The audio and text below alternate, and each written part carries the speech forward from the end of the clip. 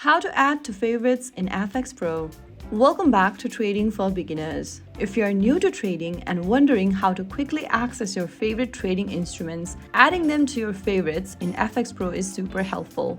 First, launch open FxPro app and log into your account. Make sure that you are connected and can see the markets and instrument lists. Go to the Trade tab from the bottom of the screen and open up the instrument you like. Scroll from the list and select the instrument. Once you do that, from the chart page, go to the top right corner and tap on the star button once. Once the star fills, it means you've added the instrument to your favorite list. Repeat this step for every other instrument you want to mark as favorite. So that's it. You've successfully added instruments to your favorite list in FxPro. If the video was helpful to you, don't forget to like, share, and subscribe to our channel. I will be back again in the next video. Thank you for watching.